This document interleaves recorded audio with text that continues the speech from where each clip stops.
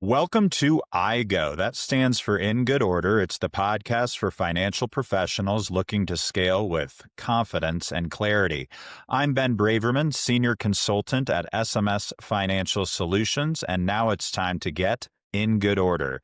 Today's guest is Jason Raitz. Jason is an expert on all things communication with respect to advisors. He's partnered with top broker dealers, carrier partners, and multiple advisors and financial professionals throughout the country, helping them to have better client conversations, be that in a presentation format, a one-on-one format, but really harnessing the power of language, the power of communication, which is something that we're very big on here to move the needle in those respective advisors and channels practices.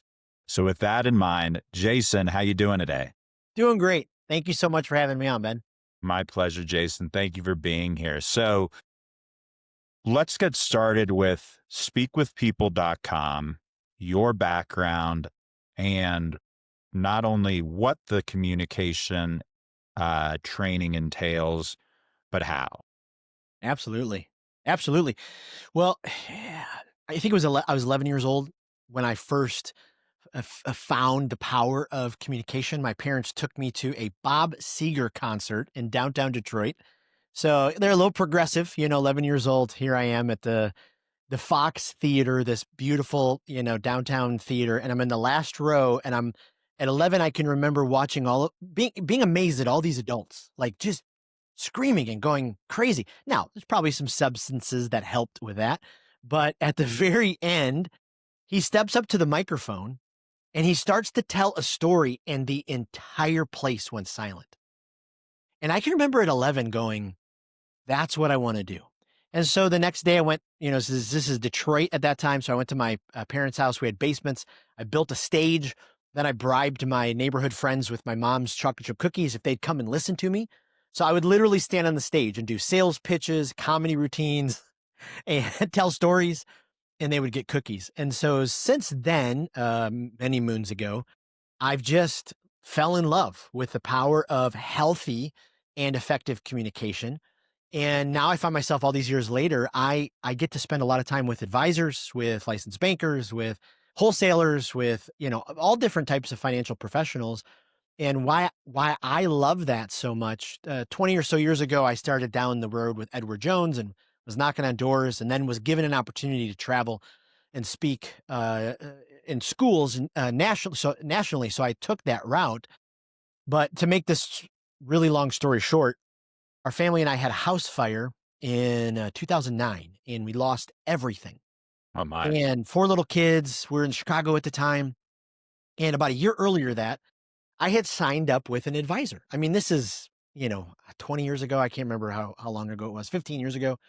And I had four little kids. It wasn't like I had a ton of assets, but this guy, Norm, was just amazing. I can remember him sitting down with us, and, I'm like, wow, this guy really cares. Well, the night of the fire, I'm standing in the street, 7 fire trucks, standing there with the fire chief. The fire is out, but everything is gone.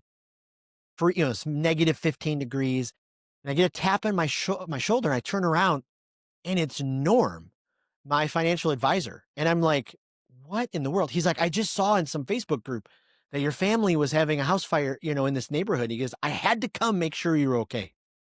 And I thought, what in the world? Now that's client care. And so all these years later, Speak with People was birthed because we really believe advisors, it's recently I had Rob Miles, the head of national sales for Truist Wealth, on my podcast.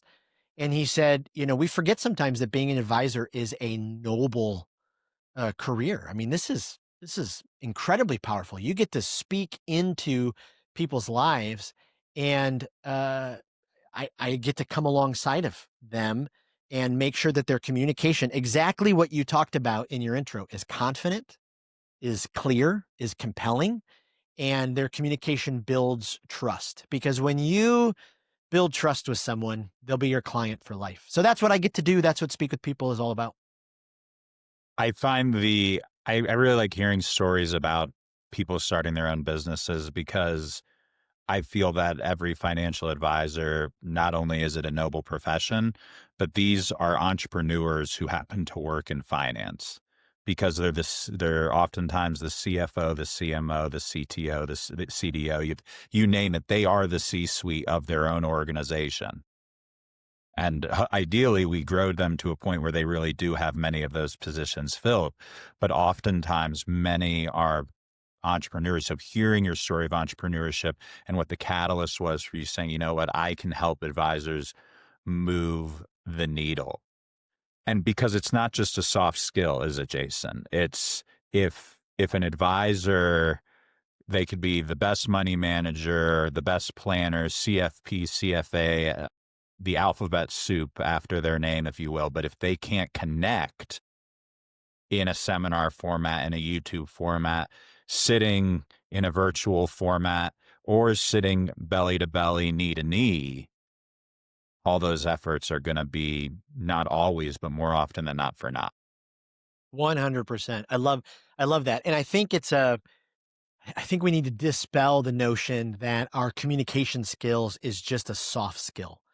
I tell advisors this all the time, and I'm like, I know this doesn't make me a crowd favorite, but uh, you have to stay top of mind with your potential clients, with your current clients, because your clients don't need an illusionist. And when you communicate infrequently, when you communicate with all the jargon, with all the, giant words that maybe they don't understand or what the market is doing, and you haven't quite, figured out the best way to communicate those kind of things, there's a lot of yous out there. I have relatives that live outside of Pittsburgh. And one of the things they say in Pittsburgh is yuns. It's this yuns coming over, that kind of deal. And I'm like, there's a lot of yous out there. So if you want to stay top of mind, stop thinking communication skills is just a soft skill. This is a revenue gap hiding in plain sight, especially now. I mean, we are like, right? I mean, we are bombarded with however many emails every single day. There's a new AI that we can use. There's a million, there's really not a million podcasts, but there's a ton of podcasts out there, YouTube channels. And so with all of that noise, I challenge advisors all the time. If you elevate your communication skills, and I love how you set it up in the beginning, whether it's face to face, over a screen, in front of a group of people, however that communication is on the phone. I do lots of trainings for folks who are just doing the cold calling. If you can elevate, you're going to stand out and people will trust you at a much different level. Cause like just what you said, communication is about connecting. And so often we mess that up. We're like, I communicate, so I inform and I dump information. That's not communication. The word communicate actually from the Latin comes from to share. Like we are sharing ideas. We're connecting at a level. And I talk about, a lot of us, what we do is without even realizing it, we build a wall between us and our potential clients or our current clients when we utilize one of 10 unhealthy communication behaviors. And so we've spent a bunch of years looking at the research, interviewing hundreds of advisors and their clients and listening, putting all of that together. And we have come up with 10 where we put together this assessment called the with or at assessment. So do you speak with your clients or do you speak at them? And it's a 10-minute assessment you can take. It's actually, I'll give you a link and if you can use it, it's on our website. Yeah, we'll Uh, put it in the comments. but a lot of times, especially those of us, I just turned 50. So those of us who've been around the block for a while, we kind of view our communication as like, I've been doing this forever. Why change now? Well, because you're missing out on uh, growing your business. You're missing out on deeper levels of trust, more influence in your community. And, you're missing out on getting the referral flywheel going faster if you're just settling for, I like to say a little shameless plug. Sorry. I wrote Or away. a workbook called the Client Communication Playbook, and it's cover to cover, a comprehensive, interactive workbook that takes advisors, from being an average client communication is costing you.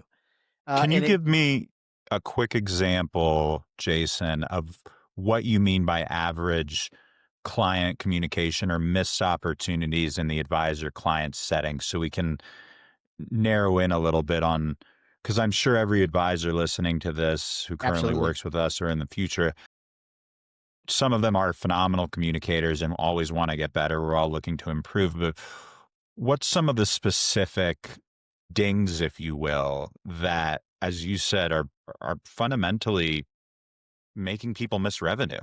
Yeah. Yeah. I'm doing a training not too long ago at a credit union, and a gentleman, probably my age, comes up to me. He's holding the assessment, and he's like, "This kicked the out of me." And he's like, "I kind of pride myself on my communication, you know." And then I went to my wife, and I was like, "Man, this thing pointed out a couple of these areas. These are not right." And right, tell me they're not right.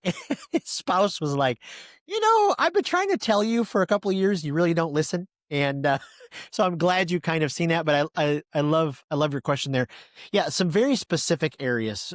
A giant one is frequency of communication.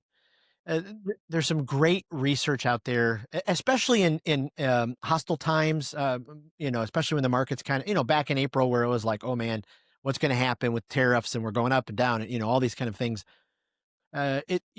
Your frequency will determine the percentage of favorability and trust that your clients see you as. So this study from this research showed that advisors who are communicating once every 3 to 4 months in some type of communication, whether it be just a blanket, email that was sent out from the CRM, whether it's, just a market update, just some type of communication, especially during bumpy seasons, bumpy times, your favorability and trust, it drops to 21% in your client's eyes. If you increase it to just once a month or once every other month in some form, whether it's a text, a personal greeting, something handwritten, a marketing email, it jumps to 71%. So even just the frequency of it. I know, I was with a group from Cetera in January, and a guy was like, "I have 297 clients. How do I be frequent with that many people?" And I was like, "Well, the second half of the playbook sets up a communication plan, and how to segment your book, and then how to communicate with each of those segments." And so, you're right, not everybody can get that, top of the line, high touch treatment. And so however you segment your book, you just always have to put in the back of your head, some level of better frequency is going to greatly improve my client communication. And And it's on purpose and by design. yes, yes.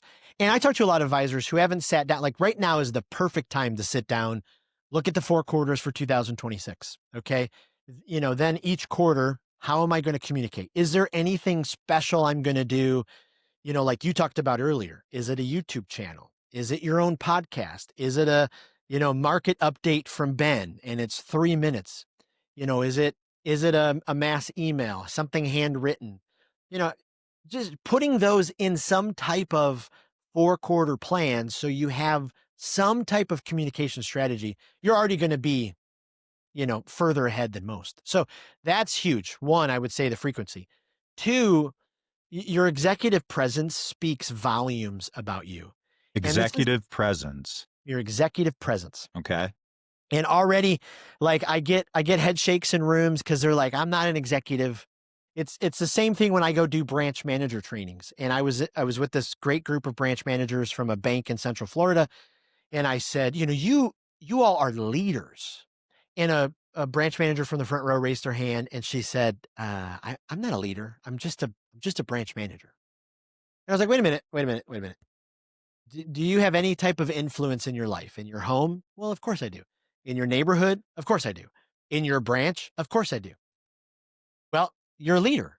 According to Dr. John Maxwell, leadership is influence. You are a leader. And so what I find is especially as I'm coaching advisors, a lot of us have this, "Well, I'm not an executive." No, absolutely, you are. You need to improve your executive presence. And so you have no idea how much your tone of your voice and your body speaks for you. The research shows in an average conversation, only 7% of that conversation's communication is words. 38% is the tone of how you say things, and 55% is your body language. And so if you come into that meeting over Zoom or in person, or you're pitching something in a room and your shoulders are slumping and you're looking down and you have a tough time with eye contact, you haven't quite learned how to use your voice to be able to speak with power and confidence in a humble way that draws people in. If you're tapping your pen, if you're looking at your device while you're meeting with them, Ugh. all of these things just build a wall between you and your clients. And we blow them off because they're just soft skills. Absolutely not. And that's why I call it executive presence, because it doesn't matter if you're the senior vice president, if you're in the C-suite, you how you carry yourself, carry yourself the way that you see yourself. And so you don't have to be the type of leader who walks into the room and their head barely fits because they think so highly of themselves. You're an advisor. You're there to make your clients succeed, but carry yourself in a way that your advisors go, wow, I want to follow them because they believe what they say. And that's why I help advisors all the time. Just with those areas. One of our trainings we go through, I mean, everything from how do I greet someone, how much eye contact do I use, your dress, your appearance, how to find your voice. Years ago, as a music major for a few years, we talk a lot about how to use your voice, especially as a communicator. And as an advisor, you're a communicator. You're on the phone, you're talking to people. I was just with Regions Bank and at their FA's national conference, was talking to an advisor from Alabama, and unbelievable. I mean, just the best person I've ever met. But when he talked to me, I, I went real quiet there. So if people thought I stopped talking, but I did that on purpose to demonstrate that that's how they talk to me. And, he ended up, we kind of have a vulnerable moment, and he said, how can I get better? And I was like, man, you've got all the stuff. You're a genius. You're brilliant. You're likable, but nobody can hear you. And so we just worked through a couple of breathing exercises and a couple of voice exercises He was to a be able quiet to talker. speak in a way. Right. He was just a quiet talker.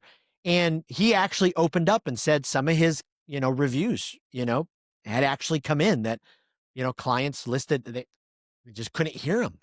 And so What even little things like that we think are little are giant, and you remove those barriers out of the way and you're moving into the exceptional category, and your client, you're going to keep building trust with your clients. So those are a couple of the kind of big areas that you can work on. And if you take that assessment, it will point out those areas. And we actually, on our website, we offer a free download. We have an exercise called Ditch the Habit. And so you list your bad communication habits, and then it gives you, so if you're an interrupter, right? Some of us are interrupters.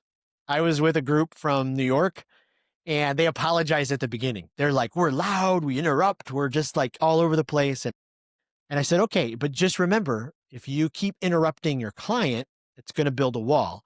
And so, we'll use that as an example in the Ditch the Habit, to where, okay, instead of interrupting, here's what I have to remember, and this is what I have to do. So we have those kind of exercises that just kind of keep you help improving. hearing that it's a habit, because I have a team. I have sales admin and sales associates under me, and there's little fixes that often need to be made. Conversational fillers, proper greeting, not being overly articulate, but also recognizing that this isn't a casual conversation, brah, right? Yeah. Or as someone my family's from the Northeast, I just did it. I often say right as a conversational filler. What am I attesting that was right? You did say greetings going south. How do greetings go south? That's such a good question. Greetings can go south when we're not confident in our greeting. You're at your kid's soccer game, you see one of your clients, you walk up to them, they're with a neighbor, and your client has told you about the neighbor, but has never referred the neighbor. And so you're like, okay, here we go. And you go in for the introduction, and, maybe your eye contact, you miss with your eyes. Maybe, when you greet, when you introduce yourself, hi, I'm Jason.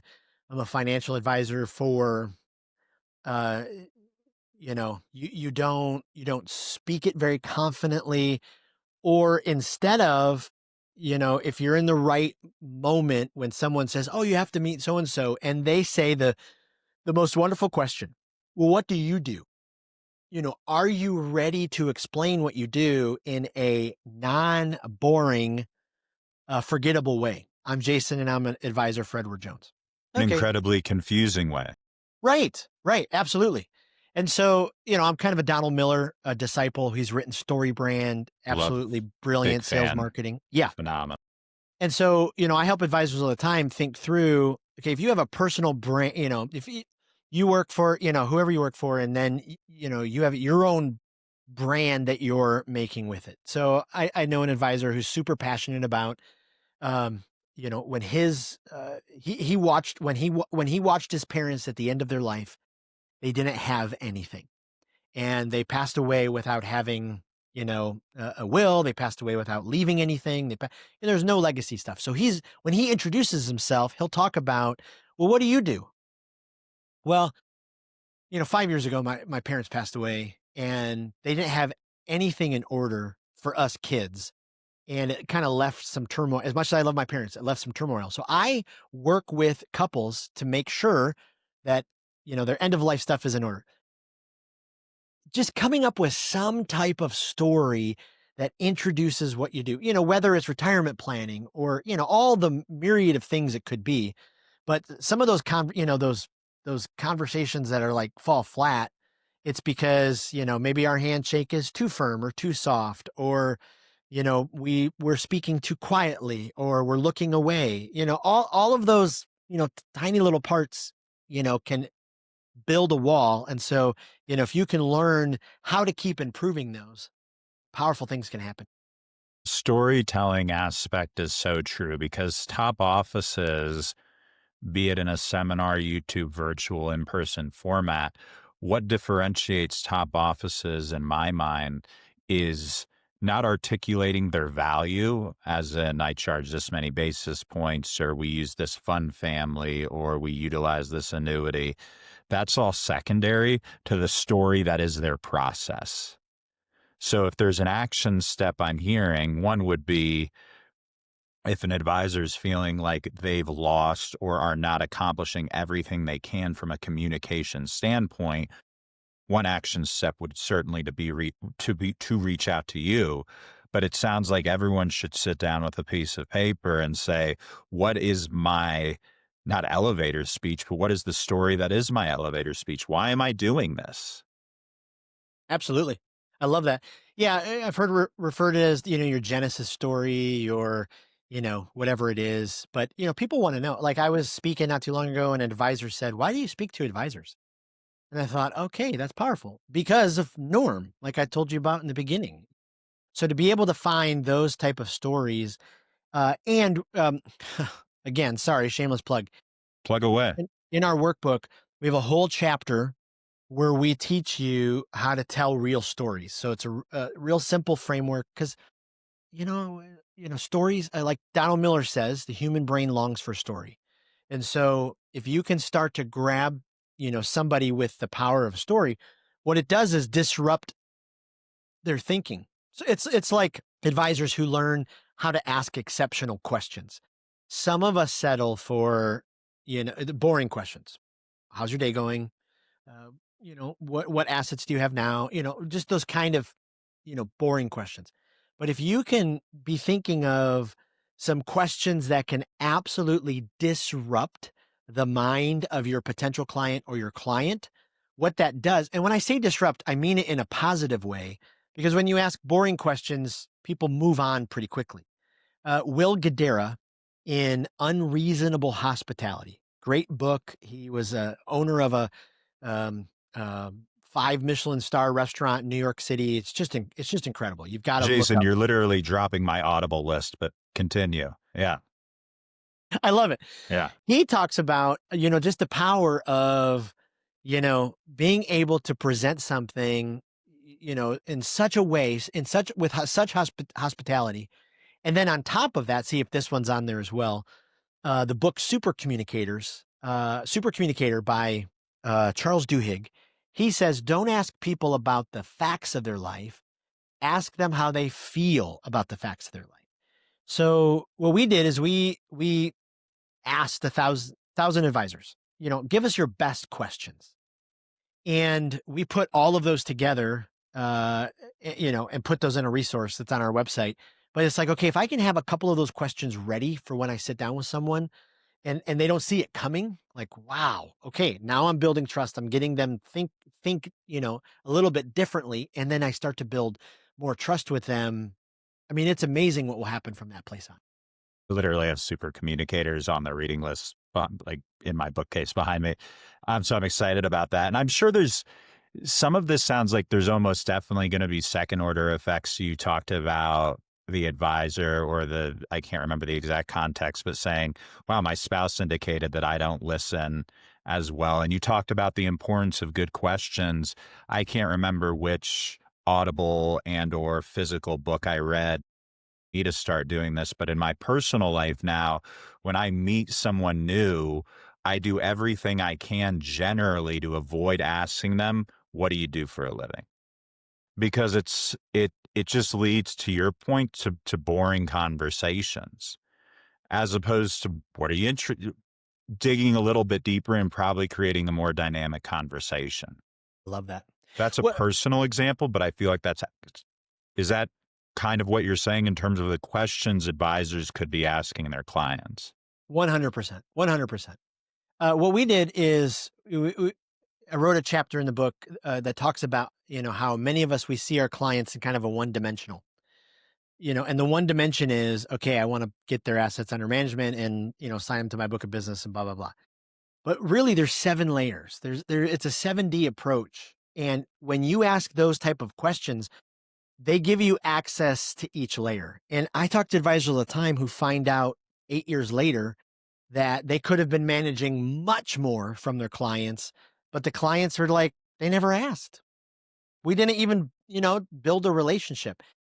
And again, I know depending on how many you have, getting to that place is really difficult.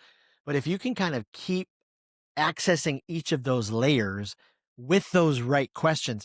So for us, we put the 10 best questions for each layer. So like the first layer is just your personal story. So this is going to be your brand new clients or potential clients. And so how do I access? So you talked about something genius. Instead of saying, what do you do for a living?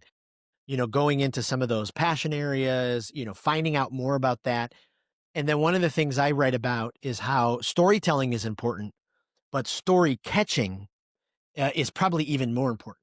Oh, tell me what that means. So, so story catching is the ability to listen at such a level where you learn what your clients are passionate about. So, when you're a story catcher, when you sit down for that client meeting and you're going through, before you get to, you know, the review or the all of that kind of stuff, you're asking those type of questions where you're learning more and more about their story. Because if you can, find out that your client Bob loves the Detroit Red Wings, so then the next time you meet with Bob or 2 times down the road and you recall to him, can you believe the Red Wings just signed so and so? What that does is it like sets off a trust detonator basically that just lodges deeper in their brain because they start putting the pieces together. I told him that last year and he remembered that I love the Red Wings. That all that does is it just opens up doors to more possibilities. And I say it carefully because I don't believe in cheesy sales tactics. I don't believe in forceful sales tactics. But when you do this from a humble, genuine way where you're legitimately just passionate about seeing your client succeed, it's just an incredible win. It's the norms, right? no reason he had to come out in the middle of the night, and see if I was okay. But I'm like, wow, that's kind of the next level. There's a great quote, because people will say, I can't do that for everyone. And I love this quote: do for one what you wish you could do for everyone. You know, go the extra mile as many times as you possibly can, and be able to do that, because the more that you grow in these skills, you just make yourself more and more undeniable, and more wanted. Another one of our top offices in terms of the story catching, he carries like everyone, his cell phone with him everywhere. After he meets somebody, he puts not their contact information, but as an information about that person into a Google Doc. And that way, be a prospect, client, or partner, there's a reference point where he can come back to, you like the Red Wings, and there's that emotional connection. And all this comes also speaks to authenticity, right? Which keeps coming up episode after episode of IGO. And we get out of the technical and into the tactical, be it seminar marketing, podcasting, LinkedIn promotion, authenticity. And you're going to speak to authenticity by having that executive leadership feel perception is reality, and by remembering who your clients are through story catching. That's fantastic. Yep. Yep. I really like that concept. Okay. We're coming up on time. Do you also, just in terms of some other ways that you can help, so one-on-one client conversations, I'm assuming if someone's looking for better seminar or large audience scale delivery, that all falls under the Speak with People framework.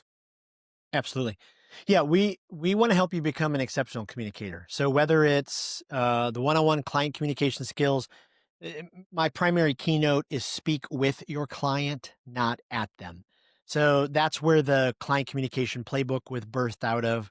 I also have a training called Speak Like a Leader, where we walk through basically a blueprint for those of us who are, doing more webinars. We're, putting together, maybe pitch presentations, and, how can we be memorable? How can we get our audience to lean in? And so, we walk them through, some, they're very simple, but we fight against them because they're so simple, but some very simple frameworks that just help you be a memorable communicator. And so that's why our podcast, we have guests from all around the world to just continue providing resources, because we believe your communication fuels your leadership. So when you continue to improve, whether, it's the James Clear atomic habit, 1%, this week, you talked about filler words. I on my podcast, I used to say, a lot for whatever reason at the end of phrases. And so in my notes, I would write, don't say, and I'd put it right there. Or the number one training I do for people who lead Zooms is I tell them, put a Post-it note with the word smile right next to the camera, because, you've done enough Zooms where your team is like, and you're like, guys, like, we got to I do a thing called the Advisor Communication Intensive. So it's a 5-week virtual training, 1 hour a week or every other week. We go through all of the stuff from the playbook. And, I tell them at the beginning, I'm like, hey, like, I know you have to be in this, but turn on your cameras, be engaged, I'm going to call you out. And one of the absolute best things you can do to warm up your communication is just a smile. So, all of those kind of areas add up. So I did this with a guest once before, and I got properly undressed, but I'm game.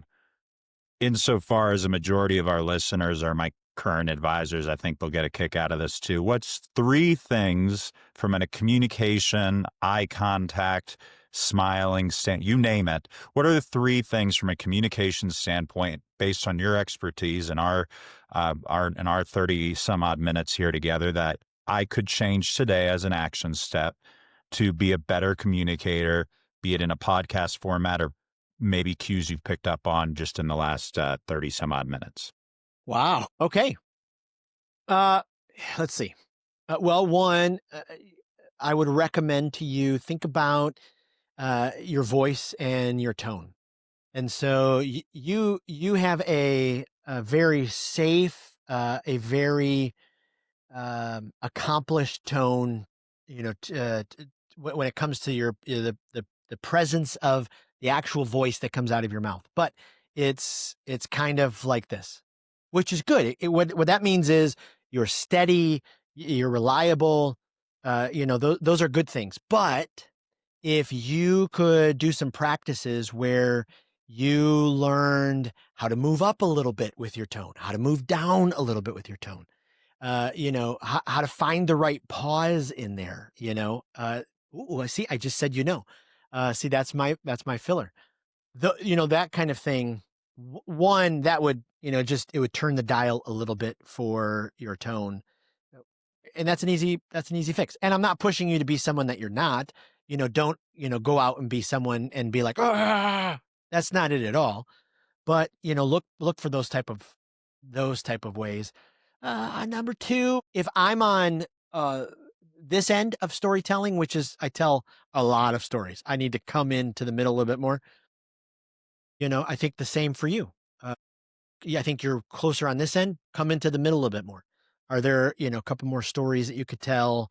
Are there some key stories? And maybe you've told some. I'm trying to go back and listening to, uh, pieces of some of the stories, but find some of those and, pull them in, which would be, some good parts.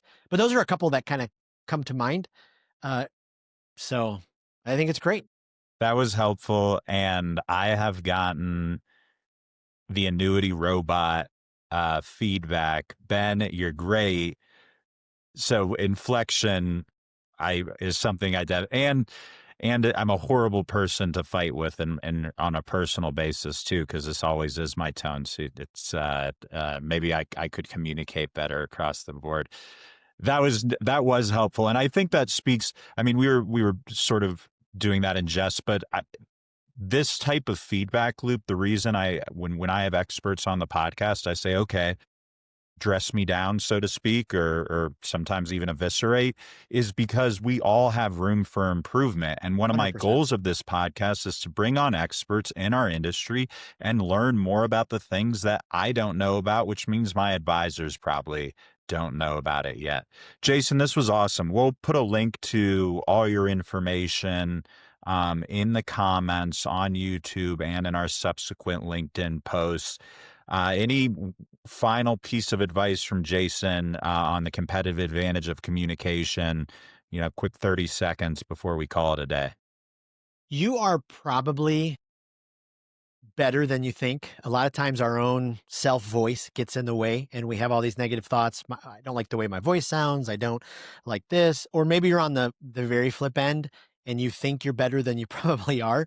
Just set aside some time to do what Ben just talked about and work to improve, whatever it is. Talk to the people closest to you, make a list, and then just start working on improvements. And then look back 3 months, 6 months, and you'll see how your client relationships will just soar. This was episode 9 of IGO. That's in good order. If you haven't liked, listened, subscribed, and resubscribed, please do so. Jason, this was awesome. Thank you so much. Thank Hope you. to talk to you again soon.